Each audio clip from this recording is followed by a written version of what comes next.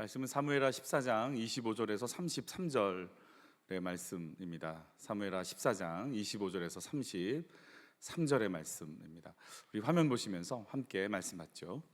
온 이스라엘 가운데서 압살롬 같이 아름다움으로 크게 칭찬받는 자가 없었으니 그는 발바닥부터 정수리까지 흠이 없음이라. 그의 머리털이 무거움으로 연말마다 깎았으며 그의 머리털을 깎을 때에 그것을 달아본즉 그의 머리털이 왕의 저울로 200세겔이었더라. 압살롬이 아들 셋과 딸 하나를 낳았는데 딸의 이름은 다말이라. 그는 얼굴이 아름다운 여자더라. 압살롬이 이태 동안 예루살렘에 있을 때 왕의 얼굴을 보지 못하였으므로 압살롬이 요압을 왕께 보내려 하여 압살롬이 요압에게 사람을 보내 부르되 그에게 오지 아니하고 또 다시 그에게 보내되 오지 아니하는지라. 압살롬이 자기의 종들에게 이르되 보라, 요압의 밭이 내 밭 근처에 있고 거기 보리가 있으니 가서 불을 지르라 하니라. 압살롬의 종들이 그 밭에 불을 질렀더니 요압이 일어나 압살롬의 집으로 가서 그에게 이르되 어찌하여 내 종들이 내 밭에 불을 질렀느냐 하니 압살롬이 요압에게 대답하되 내가 일찍이 사람을 내게 보내 너를 이리로 오라고 청한 것은 내가 너를 왕께 보내 아뢰게 하기를 어찌하여 내가 그 술에서 돌아오게 되었나이까. 이때까지 거기에서 있는 것이 내게 나았으리다 하려 함이로다. 이제는 내가 나로 하여금 왕의 얼굴을 볼 수 있게 하라. 내가 만일 죄가 있으면 왕이 나를 죽이시는 것이 옳으니라 하는지라. 요압이 왕께 나아가서 그에게 아뢰매 왕이 압살롬을 부르니 그가 왕께 나아가 그 앞에서 얼굴을 땅에 대어 그에게 절하매 왕이 압살롬과 입을 맞추니라. 아멘. 옆에 분들과 같이 한번 인사하시죠. 명절 잘 보내셨어요? 이렇게. 네. 명절 잘 보내셨어요? 너무 많이 추우셨죠? 네. 잘 다녀오셨어요? 네. 제가 방송실에 때만 찬양을 알려준 것 같아요. 내가 할 수 있는 것은 오직 기도와 감사 아시는 거죠. 네. 악보가 없어갖고 제가. 14장 전체를 저희가 다 읽어야 되는데 좀 분량이 있어가지고 저희가 잠깐 뒷부분만 좀 읽게 됐어요. 다윗의 맏아들 암논이 이복누이 다말을 범했어요. 그리고 그 분함 때문에 압살롬이 암논을 또 죽이는 일이 진행됐어요. 그리고 압살롬은 그술 땅으로 도망을 갔죠. 왜냐하면 자기 어머니가 거기 공주였으니까 이렇게 도망간 거예요. 그리고 3년의 시간이 흘렀어요. 다윗도 뭔가 복잡했던 감정들이 좀 정리가 됐고 보고 싶은 압살롬이 너무 생각이 나는 거죠. 그래서 우리 사무엘 하 13장에 보면 이 상황들을 이렇게 설명하고 있어요. 같이 읽죠. 압살롬이 도망하여 그술로 가서 거기에 산지 3년이라 3년 동안 됐어요. 계속 읽게요. 다윗 왕의 마음이 압살롬을 향하여 간절하니 암논은 이미 죽었으므로 왕이 위로를 받았음이더라. 암논은 별로 마음이 없었어요. 그냥 죽었는가 보다 넘어갔어요. 계속 읽죠. 여기까지. 그러니까 다윗의 마음은 지금 살아있는 또 좋아하는 압살롬한테 가 있는데 압살롬은 지금 형을 죽였으니 어찌 감히 또 이스라엘 안으로 들어올 수가 있겠어요. 외갓댁에 이제 숨어 있는 상황이 된 거죠. 다윗도 뭐라고 딱히 어떻게 해볼 수가 없어요. 왜냐하면 보고 싶어도 살인자잖아요. 살인자를 뭐 오면은 징벌을 해야 되니까 참 안타까운 현실이죠. 다윗의 상황을 보면 암논이 다말을 범할 때도 다말이 다윗에게 암논이 다윗에게 허락을 받죠. 그래서 다말을 그래 너 오라버니 좀 도와줘 그러고 보냈잖아요. 그래서 사고가 난 거고 암논을 또 압살롬이 죽일 때도 양털 깎는 날이니까 좀 형제들 좀 오게 해주세요. 특히 암논 좀 오게 해주세요.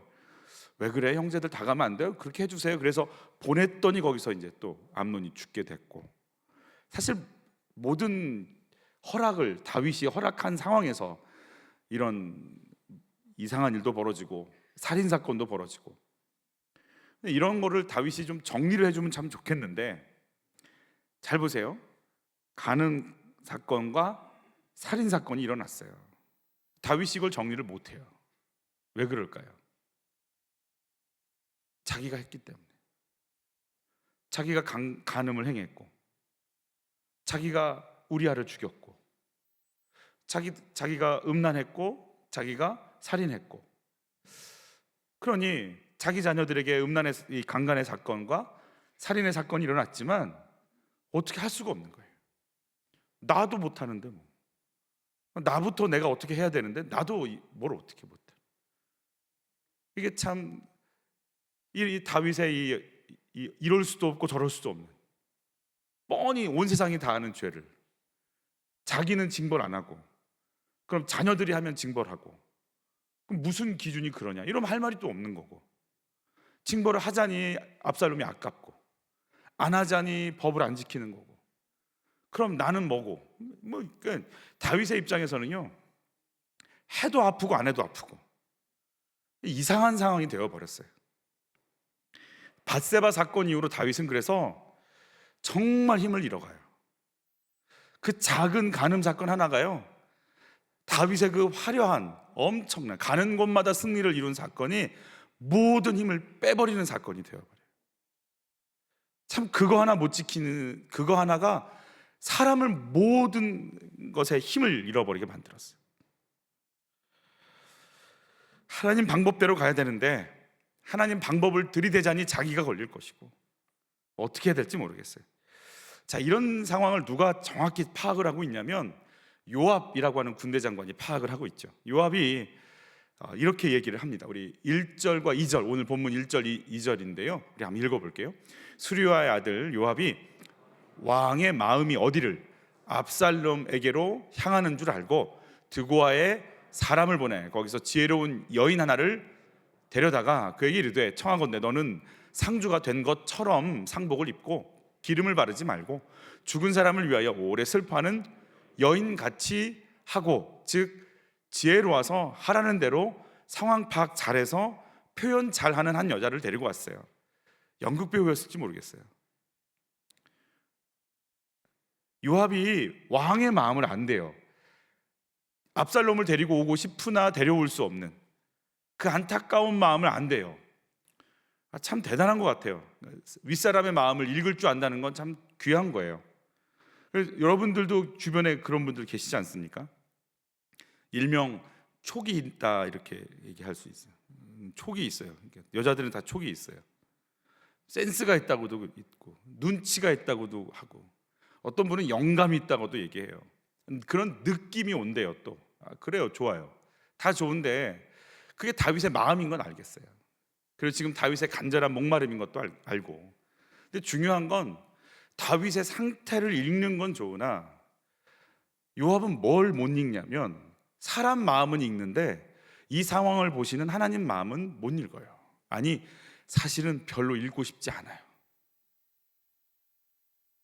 내가 이 문제가 내 아이 마음이 이렇구나, 내 아내, 내 남편 마음이 이렇구나는 읽어요.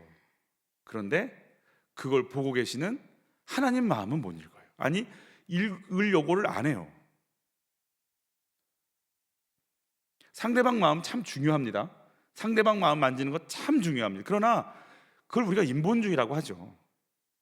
그걸 뛰어넘어서 저 영혼을 향한 하나님 마음이, 하나님 계획이 뭔지를 생각할 수 있을까요? 내 아이들의 마음이 어떤지 느낌이 온다면 그것도 정말 중요하지만 내 아이들을 향한 하나님 마음이 뭔지 우리가 거기에 관심이 있을까요? 명절날 부모님을 만났어요. 부모님과 관계가 좋고 또 풍성한 관계를 누리기 위해선 많은 게 필요 없어요. 그거 하나 드리면 돼요. 아멘. 빨리 아멘 하세요. 그걸 드리면 돼요. 그래서 드리셨죠. 2분 얻어오셨어요? 그래요, 맞아요. 드리면 돼요. 근데 주님이 뭘 주기 원하셨는지 물으셨어요? 요압은요 참 대단한 사람이에요. 이렇게 굉장한 탁월한 사람입니다. 전쟁도 잘하고 용맹하기도 하고 사람 마음도 읽을 줄 알고 참 그렇습니다. 근데 요압이 그래서 판을 짠 건 뭐냐면 다윗의 마음을 이렇게 움직여서 결국은 압살롬을 좀 데리고 올 수 있도록 하자. 그래서 짠 게 뭐냐면 그 드고아에 있는 그 지혜로운 여자에게 시키는 거, 이렇게 분장하고 오랫동안 울은 여자처럼 다윗에게 가서 이러이런 상황을 얘기해라. 이런 상황이 뭐냐면 두 아들이 있는데 형제가 싸움이 나가지고 죽여요, 한 사람을. 살인죄니까. 그러면은 그도 죽어야 되잖아요. 그러면 이 여인은 하루아침에 두 아이를 다 잃어버리니 대를 이어갈 수가 없다. 그러니 좀 이걸 좀 막아달라. 그러니 듣고 보니 참 그럴 것 같아서 정상 참작을 하마 그 살인자가 된 당신의 아들을, 형제를 죽인 당신의 아들을 내가 지켜주겠다, 손 못 대게 해주겠다라고 왕의 명령으로 사인을 받는 거예요. 근데 듣고 보니까 누구랑 똑같아, 상황이. 자기랑 같은 거예요. 압살롬이 암놈을 죽였잖아요. 그래서 압살롬 어떻게 할 수도 저럴 수도 없는 자기 모습을 그 비유에 들어서 그대로 얘기를 하는 거죠. 이 여인이 그걸 이제 그대로 자기 다른 얘기를 하는 것처럼 비유를 들어서 얘기하게 되는 겁니다. 그러면서 여인이 어떤 걸 다윗에게 얘기하는지 같이 읽어볼게요. 여인이 이르되 그러면 어찌하여 왕께서 하나님의 백성에게 대하여 이 같은 생각을 하셨나이까? 이 말씀을 하심으로 왕께서 죄 있는 사람 같이 되심은 그 내쫓긴 자를 왕께서 집으로 돌아오게 하지 아니하심이니이다 그랬어요. 이게 무슨 말이에요? 죄 있는 사람은 누구예요? 압살롬 얘기하는 거예요. 압살롬 왜 돌아오도록 하지 않는 것이 뭡니까? 아니 왕께서 죄 있는 사람처럼 되신 건 그 내쫓긴 자가 압살롬이죠. 내쫓긴 자를 왜 집으로 돌아오게 하지 않습니까? 그건 죄 있는 사람입니다.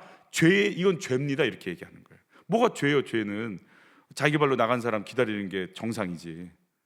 그러니까 요압의 목적은 압살롬을 데려오는 것에 있기 때문에 데려오지 않는 게 죄입니다. 이런 식으로 이제 다윗을 몰고 가는 거죠. 앞뒤가 논리도 안 맞고요. 좀 그래요. 근데 다윗이 이걸 딱 듣자마자 다윗은요, 요압도 이렇게 되게 촉이 좋지만 다윗은 촉이 또 좋아요. 촉촉해요. 그래서 바로 다윗은요 그 말을 듣자마자 뭐라고 얘기하는지 한번 들어볼게요. 왕이 이르되 이 모든 일에 요압이 너와 함께 하였느냐 하니, 바로 그냥 이 얘기를 여인이 하는 순간 이 여인이 왔고 이 이야기, 이 여인이 하는 말, 그리고 이 여인이 나를 만난 모든 판, 너 요압이 짰지. 그리고 그냥 한눈에 알아보는 거예요. 다윗도 정말 살기 위해서 전쟁터 속에서, 왕궁 속에서 창을 피해 다니면서 살았던 사람이라 사람 말 딱 들으면 무슨 의도로 했는지, 왜 했는지를 그냥 아는 거거든요. 그냥 대번에 다른 말 안 해요. 너 이거 요압이 짠 거지. 이런 일을 짤 사람은 요압밖에 없고 이런 일을 내 앞에서 실행할 사람도 요압밖에 없다. 이런 걸 아는 거죠. 요압의 상태를 아는 겁니다. 여인이 대답하이르되 내 주 왕의 살아계심을 두고 맹세하옵나니 같이 읽죠. 내 주 왕의 말씀을 좌로나 우로나 옮길 자가 없으리이다. 왕의 종 요압이 내게 명령하였고 그가 이 모든 말을 왕의 여종의 입에 넣어 주었사오니 이는 왕의 종 요압이 이 일을 내 형편을 바꾸려 하여 이렇게 함이니이다. 내 주 왕의 지혜는 하나님의 사자의 지혜와 같아서 땅에 있는 일을 다 하시나이다 하니라. 왕이 요압에게 이르되 내가 이 일을 허락하였으니 가서 청년 압살롬을 데려오라 하니라. 그냥 못 이기는 척하고 이제 압살롬 데려오라고 이제 한 거죠. 이거 아니거든요. 압살롬, 이제 요압에 대해서 저희가 정말 요압은 꼭 알아야 돼요. 정말 요압은 알아야 되는 인생이에요. 다윗에게 있어서 가장 큰 적은 사울이기도 하지만 한평생 힘들게 한 사람은 요압이에요. 한평생 다윗을 도왔던 사람도 요압이에요. 그러나 마지막에 처형당한, 솔로몬에 의해서 처형당한 사람은 또 요압이에요. 한평생 몸된 교회 섬겼는데 결말에 목배임을 당하는 인생이에요. 그래서 요압을 우리가 꼭 알아야 돼요. 요압처럼 가면 큰일 나는구나. 목숨 걸고 싸우고 모든 삶을 희생했지만 결론이 끊어지는 거라면 진짜 큰일 나겠구나. 근데 다윗이 요압을 다 파악합니다. 그러나 요압을 이렇게 제재할 수 없고 막을 수 없는 이유는 가장 큰 사건, 밧세바 사건 때문에 그래요. 우리 다음에 또 요압을 좀 공부했으면 좋겠는데, 자, 요압 장군, 자 물어보죠. 요압 장군이 한 건 잘한 건가요? 왕의 마음을 이해해서 압살롬을 데려올 수 있도록 여인을 등장시켜서 다윗의 마음을 막 이렇게 다시 한번 생각하게 만든 거, 아니면 그 얘기를 듣고 못 이기는 척하면서 그래 청년 압살롬 데려와 라고 얘기한 다윗, 누가 옳은 걸까요? 요압이 옳은 걸까요? 다윗이 옳은 걸까요? 둘 다 옳지 않아요. 내가 좋아하는 사람, 만나고 싶은 사람 만나겠다는데 뭐가 문제야? 그렇지 않아요. 내 맘대로 하는 거 아닌데.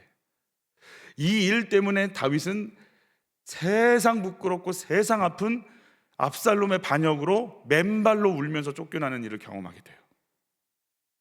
이 일의 시작이 여기서 시작되는 거예요. 그 일의 시작이.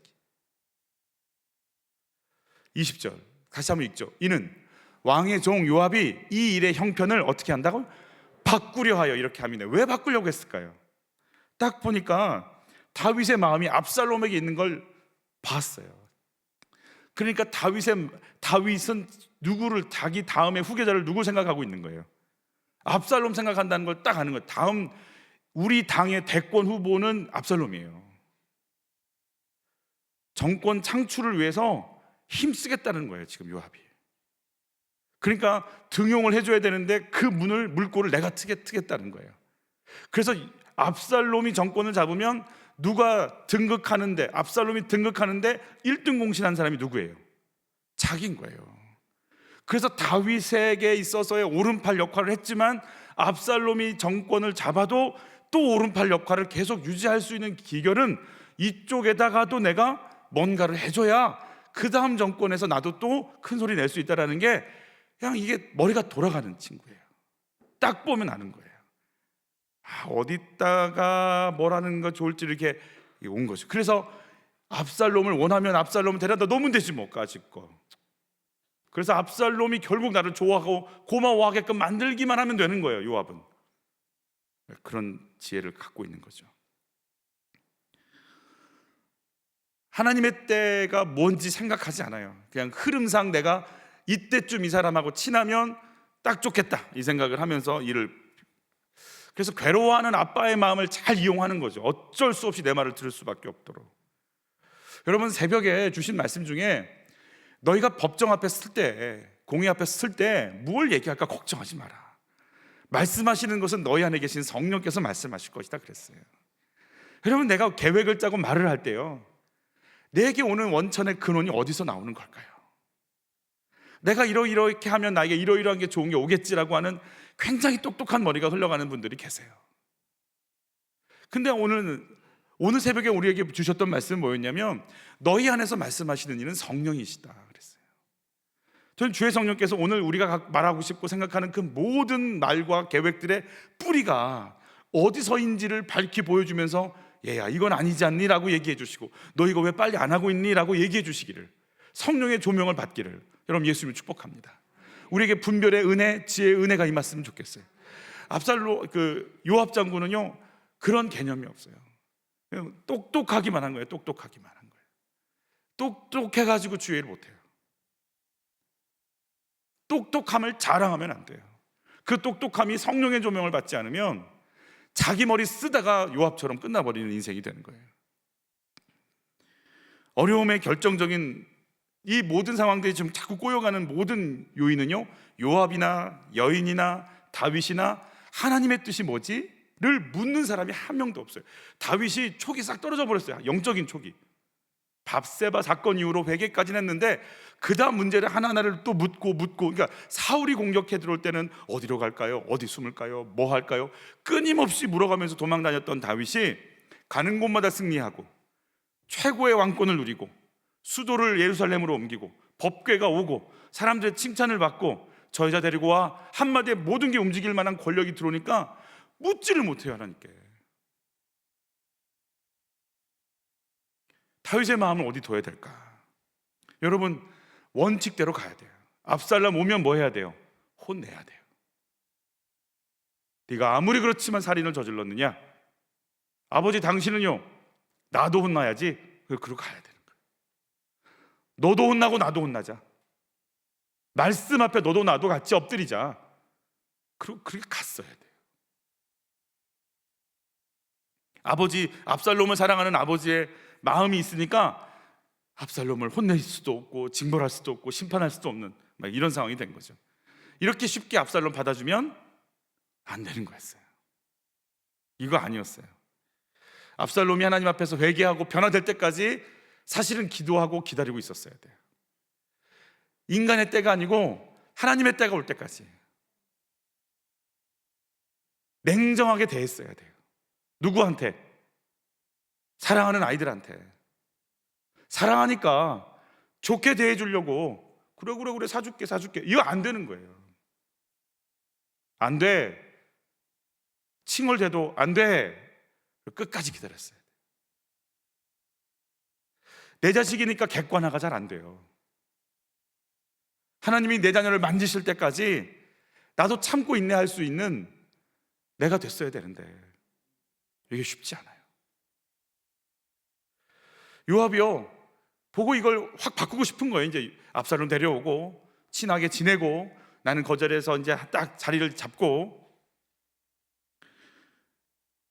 우리 마태복음 10장 같이 읽죠. 아버지나 어머니를 나보다 더 사랑하는 자는 내게 합당하지 아니하고 아들이나 딸을 나보다 더 사랑하는 자도 내게 합당하지 아니하며 그랬어요. 합당하지 않아요. 지금 다윗이 그냥 좋다고 그냥 냉큼 이거 하는 거, 이것 때문에 이제 다윗은 맨발로 도망가게 되는 일이 벌어지는 거죠. 다윗이요, 여인이 하는 말을 듣는 순간 요압이 시켰지. 요압이 무슨 의도로 이걸 어떤 계획을 갖고 있는지 다 꿰뚫어 보지만 그런 촉이 있지만 성령의 인도를 못 받아요. 여러분, 대부분 그런 말, 그런 계획은 그런 사람이 내죠. 안 그렇구나. 그거 안단 말이에요. 참 어떻게 해야 되죠? 여러분, 다윗은 지금까지요 갑옷 입고 뛰어다니고 싸웠어요. 근데 이번에는 뭐 해야 되냐면 갑옷 입고 뛰어나가서 싸우는 게 아니라 아무 힘도 못 쓰면서 가만히 앉아가지고 내 아들이 변화될 때까지 바보처럼 가만히 있어야 돼요. 물어볼게요. 나가서 일하는 게 쉬워요? 가만히 있는 게 쉬워요? 가만히 있는 거요. 이렇게 얘기하고 싶은. 다윗처럼 온 세상을 뛰어다니면서 전쟁했던 사람이 창 한 번 못 쓰고 칼 한 번 못 쓰고 가만히 앉아서 변화될 때까지 끙끙대면서 가만히 있어야 되는 삶이 주어졌어요. 시간이. 그 시간대로 엎드려서 하나님의 때를 기다려야 되는데 우리 참 쉽지 않아요. 하나님의 시간이 될 때까지 엎드릴 수 있겠나. 오늘 새벽에 결론은, 구원은 누가 얻는다고 그랬어요? 견디는 자가 얻는다고 그랬어요. 우리 견딜 수 있을까요? 견뎌야 돼요. 견뎌야 돼요. 하나님이 간섭하시고 열으실 때까지. 다른 사람의 문제는 참 객관화해서 말할 수 있어요. 근데 누구 문제는 객관화가 안 되냐면 자식 문제는 객관화가 안 돼요. 내 새끼니까. 너무 쉽지 않아요. 철저하게 무너지죠. 결국은 요압이 어떤 일이 진행되는지 같이 또 읽어보죠. 요압이 일어나 그슬로 가서 압살롬을 데리고 예루살렘으로 오니 왕이 이르되 그를 그의 집으로 물러가게 하여 내 얼굴을 볼 수 없게 하라 하매 압살롬이 자기 집으로 돌아가고 왕의 얼굴을 보지 못하니라. 뭐하러 데려왔어요 그러면? 왜 또 얼굴을 안 보여줄까? 왜 안 만날까요? 압살롬을 데려왔는데 다윗은 안 보겠다는 거죠. 왜 그럴까? 아는 거예요. 압살롬 회개 안 했거든요. 압살롬 변화되지 않았거든요. 백성들이 다 쳐다보고 있거든요. 왕이 살인자를 어떻게 대하는지 다 쳐다보고 있는 거 아니에요? 모 국회의원의 아들이 어떻게 되는지 그거 그냥 넘어갈 수 있는 문제지만 전 국민이 더 쳐다보는 거 아니겠어요? 어떻게 하나 이러고, 압살롬을 어떻게 하나 이러고 쳐다보는 거 아니겠어요? 그러니까 다윗도 관리하는 거죠. 그럼 뭐예요 압살롬은? 구슬에 있으면 멀리 있으니까 못 본다고나 치지만 그 예루살렘 손바닥만한 도시에서 실컷 불러다 놓고 안 봐요 또? 그럼 뭐 하는 거예요? 애시당초 요압 말을 안 들었어야 돼요. 이게 아니었어야 되는 거죠. 그러자 압살롬이 이제 꾀를 냅니다. 오늘 저희가 읽었던 본문이죠. 요압의 밭에 불을 지르죠. 왜 불 질렀어? 왜 내 아빠를 못 만나게 해? 당신 빨리 다리 놔줘. 그래갖고 이제 요압이 가서 모든 사실을 알리니까 다윗이 불러오는 거죠. 그래서 이제 회복이 되는 것처럼 뵀지만 그건 아닌 거죠. 압살롬에 대한 징계와 해결책이 없으니까 갈등을 해결하지 못하고 그냥 문제만 덮어두려고 하는 것, 하신 거죠. 여러분, 요압이 문제 해결을 하고 싶을까요? 물어볼게요. 요압이요, 압살롬하고 다윗과의 관계를 이렇게 아름답게 하려고 하는데 목적이 없어요. 요압은요, 누구만 데려오면 돼요? 압살롬만 예루살렘에 데려다 놓으면 나는 그 공로가 있어라는 것까지만 해주면 돼요. 막 그렇게 막 관계가 새로워지고 하나님 앞에 회개하고 그런 거 관심 없어요. 그냥 문제가 시끄러우니까 돈 더 주고 뭐 더 사주고, 부부싸움 나면 어떻게 하면 돼요? 왜 부부싸움이 났는지, 왜 대화가 안 되는지, 내 속에 뭐가 있는지 꺼내놓는 게 아니고 화 풀어, 옷 사줄게. 여러분은 그렇게 안 하시는구나. 그러면 오래니까 옷 사주고 몇 주 후에 또 싸우고, 근본적인 내 마음에 뭐가 있는지를 드러내서 해결하려고 생각 안 해요. 그냥 뭐 더 해주면 되는 거예요. 그냥 그 순간만 모면하면 된다라고 생각하고 가는 거죠. 표면적인 문제만 해결하면 된다라고 생각하니까 요압에게 있어서 명분만 쌓으면 돼요. 내가 압살롬 데려왔어. 그러니까 요압은요, 압살롬의 마음, 다윗의 마음이 하나가 되고 그 마음이 하나님 앞에서 드러나서 죄를 드러내고 같이 회개하고 같이 변화되는 것까지 가려는 마음은 없어요. 그냥 내 새끼가 앉아서 공부만 하면 되는 거예요. 그 아이가 하나님과의 관계가 어떻고, 그 안에 있는 더러움이 뭔지, 그 안에 있는 자기 이기주의가 뭔지, 그거 회개하고 하나님께 서는 거, 그런 것까지는 필요 없어요. 그냥 애가 열심히 공부해주고 성적 올려주면 됐어, 주의 은혜야, 이러면 되는 거지 뭐. 뭘 그 아이가 하나님 앞에 서기까지 그렇게 막 구원의 관점으로 하나님 앞에 어떤 마음으로 서 있는지를 막 그렇게 애가 달 수 있을까요? 그런 거 필요 없어요. 그냥 내가 원하는 것만 이렇게 잘 넘어가면 되는 거죠. 여러분, 누군가를 왜 일을 한다고 하지만 그게 영혼 구원의 문제까지 들어가고 있을까요? 여러분, 목장에 이제 새롭게 목장이 편성이 되면 새로 오실 때 잘해주는 것만 잘해줘야 되죠. 근데 그 잘해주는 게요, 영혼 구원의 목적이 있을까요? 아니면 우리 목자 되게 좋아, 이거의 목적이 있을까요? 내가 사람을 만날 때 영혼 구원의 목적이 있을까요? 아니면 명분의 목적이 있을까요?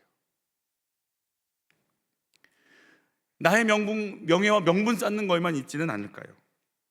다윗이 사랑하는 압살롬에 대해서 다윗이 이렇게 이야기하죠. 같이 읽죠. 온 이스라엘 가운데에서 압살롬 같이 아름다움으로 크게 칭찬받는 자가 없었으니 그는 발바닥부터 정수리까지 뭐가 없어요? 흠이 없습니다.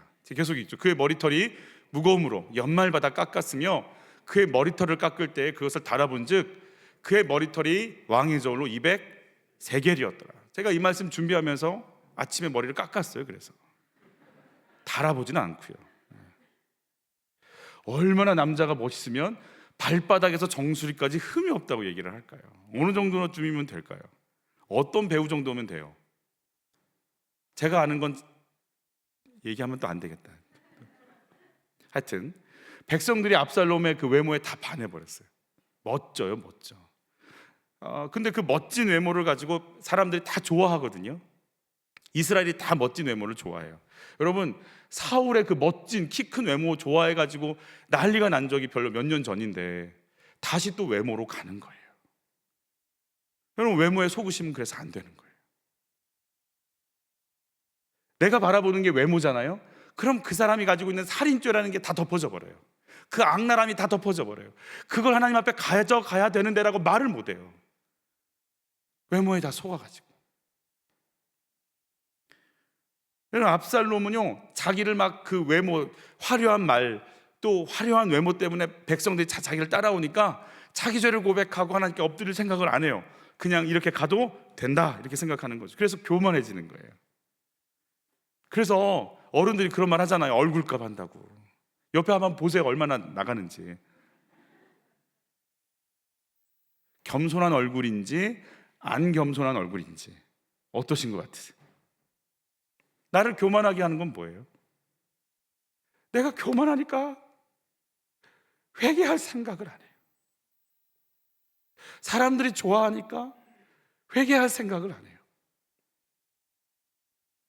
백성들이 나 따라와.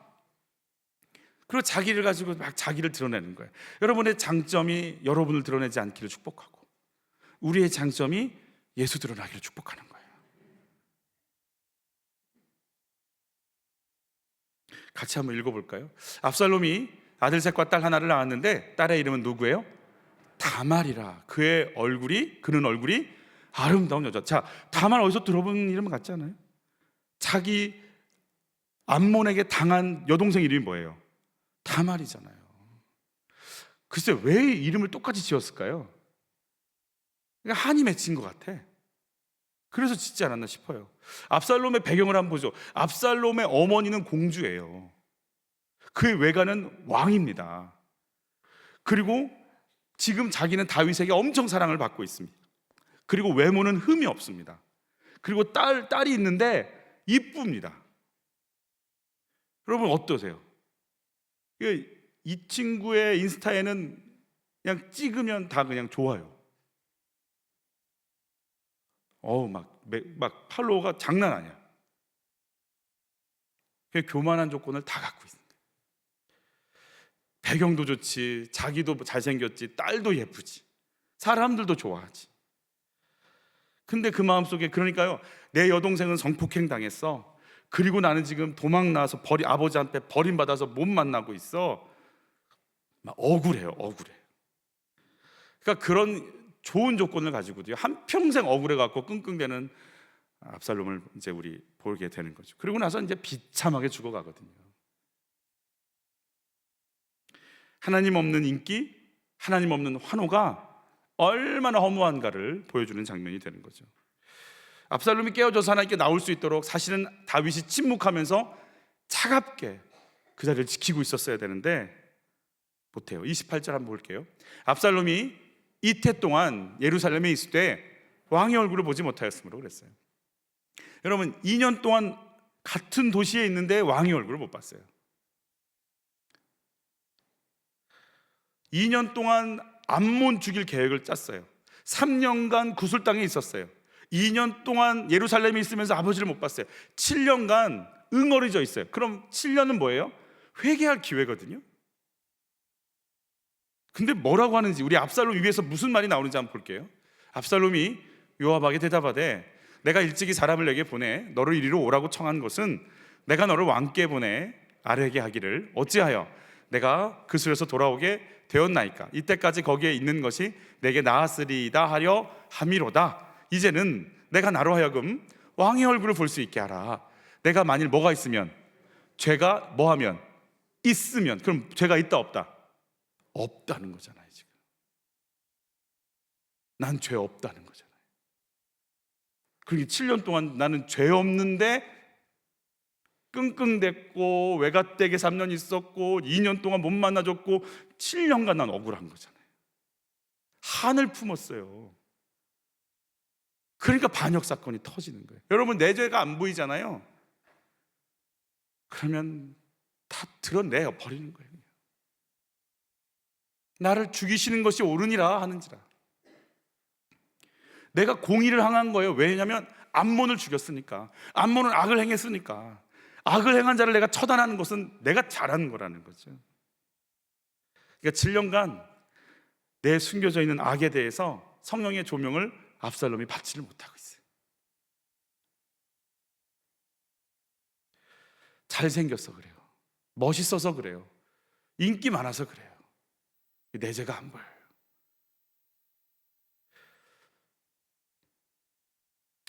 왕이 압살롬 안 만나잖아요. 요압도 그냥 내버려 둔 거예요. 왕이 관심이 없구나 그러고. 눈치는 백단이잖아요. 결국은 이렇게 돼요. 같이 읽죠. 요압이 왕께 나아가서 그에게 아뢰매 왕이 압살롬을 부르니 그가 왕께 나아가 그 앞에서 얼굴을 땅에 대어 그에게 절하매 왕이 압살롬과 입을 맞추니라 그랬어요. 압살롬이 먹고 살 게 없어서 온 게 아닌데, 먹고 살 걸 준 게 아니고 다윗을 만나고 싶어 했는데 안 만났으니까 힘들었던 거죠. 정말 사랑했다면 이렇게 만나서 회개할 시간을 줬어야 돼요. 내 아이가 예수 만날 시간을 줬어야 돼요.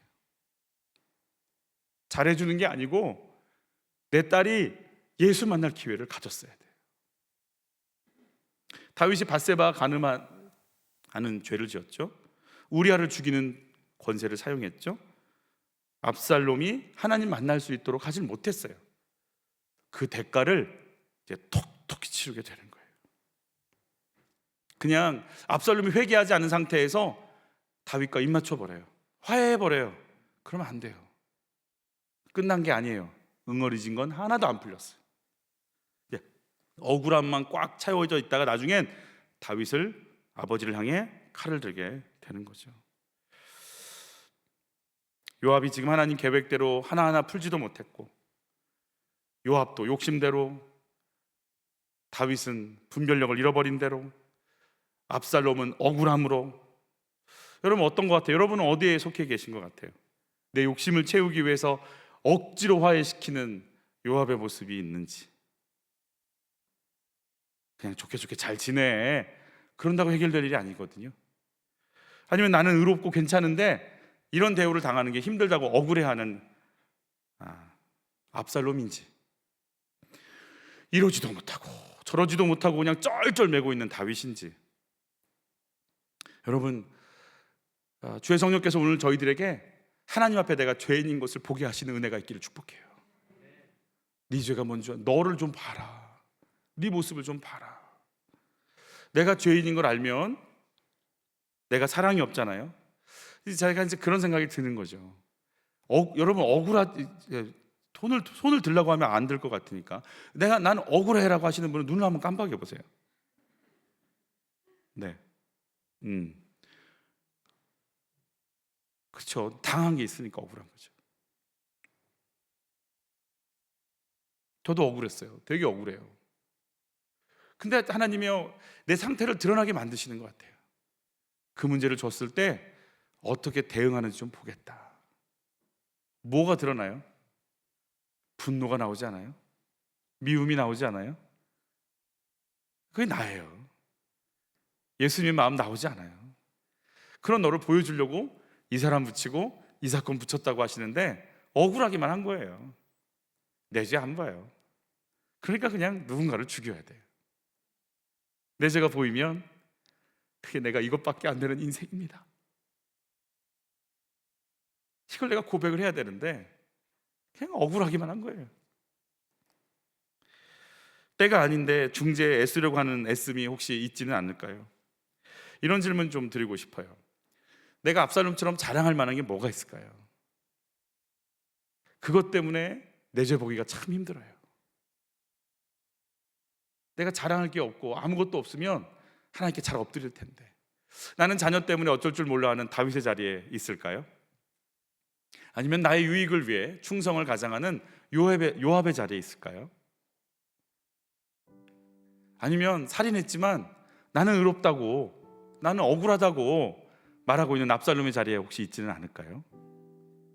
오늘 어느 누구도 하나님께 묻고 엎드리는 한 사람이 없기 때문에 이 나라는 오늘 어마어마한 충격으로 쫓기고 죽는 일들이 벌어지게 됩니다. 주의 성령께서 오늘 다윗의 자리에서 우리가 뭘 할 수 있을까? 글쎄요, 뭘 할 수 있을까요? 아무 일도 할 수가 없어요. 그저 그냥 기도하는 것밖에 없어요. 하나님이 압살롬을 만지실 때까지 견디면서 하나님의 때를 기다릴 수 있는, 그리고 내 죄를 또 회개하면서 견딜 수 있는 우리에게 그런 은혜가 있었으면 좋겠어요.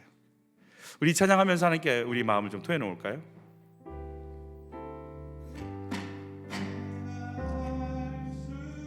있는 것은 오직 감사와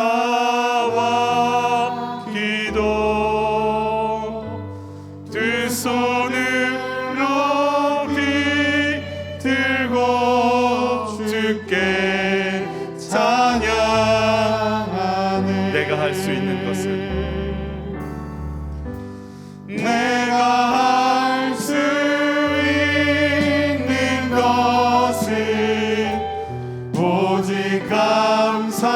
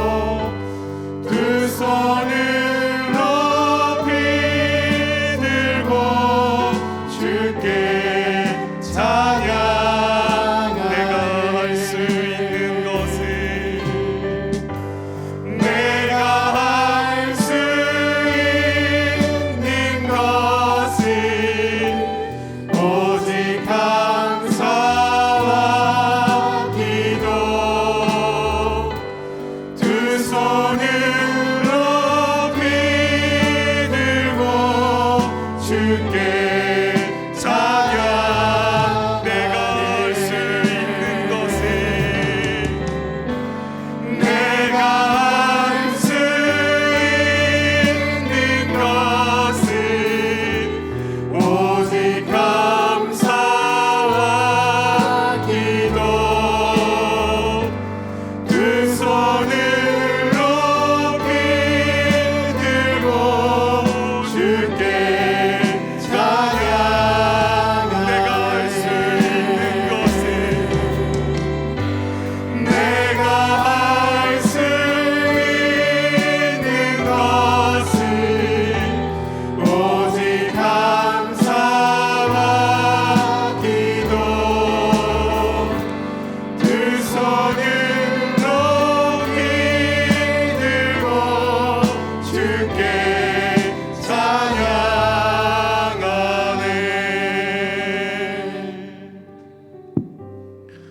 이제 몇 가지 기도할 건데요. 하나님, 난 내 안에 사람과의 관계를 맺을 때 좋게 잘 지내면 되는 거지 이에 관심이 있을까요? 영혼 구원에 관심이 내가 있을까요? 하나님, 내 관점이 어디 있을까요? 내 사랑하는 압살롬 만나는 거 좋은 일인데 내 압살롬이 주님을 만나진 못한다면 세상에서 울고 또 울고 또 울어야 될 텐데 그저 좋으니까, 키 크고 잘생겼고 인기 많은 내 새끼 왔으니까 그냥 좋은 거죠. 그래서 오늘 압살롬은 아버지를 죽이겠다고 칼을 빼는 아이가 돼요. 하나님,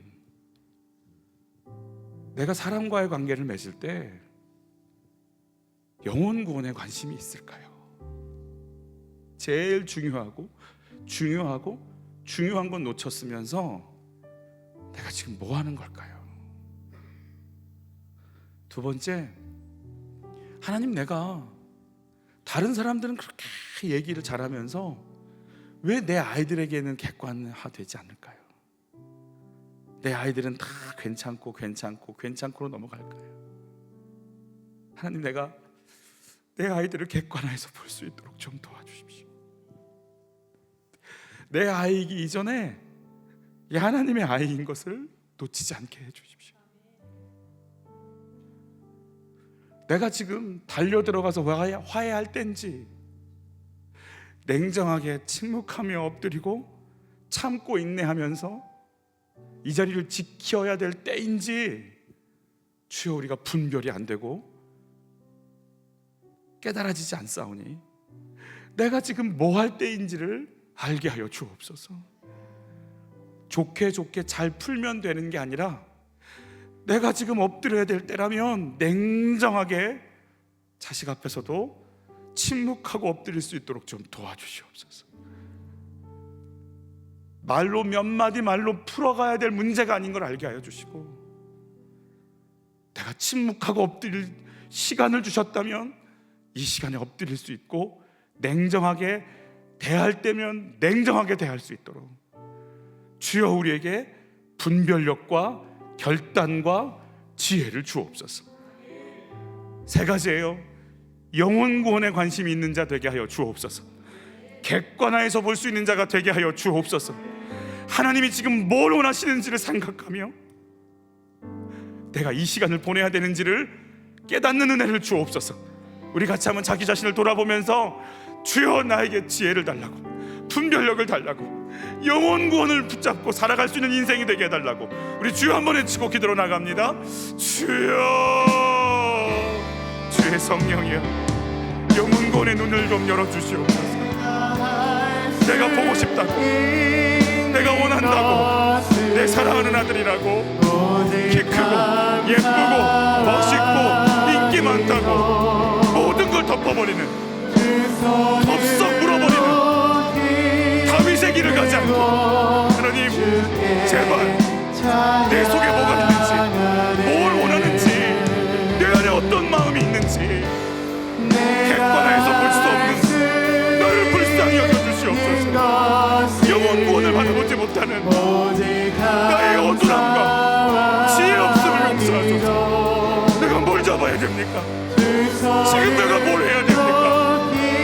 우리 아이들에게 예수 이름이 있어야 됨을 알게 하소서. 은과 금은 내게 없거니와 나사렛 예수 이름으로 일어나 걸으라.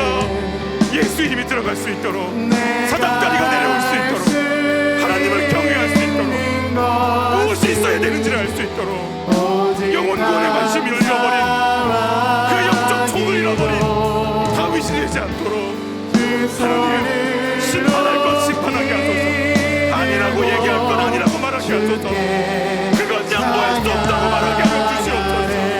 내가 할 수 있는 것은, 내가 할 수 있는 것은 오직 감사와 오직 감사와 기도. 두 손을 높이 들고 주께 찬양하네.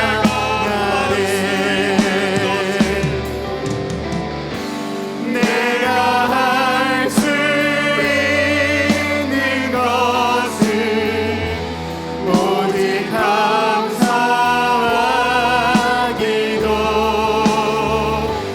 두 손을 높이 들고 주께 찬양하네.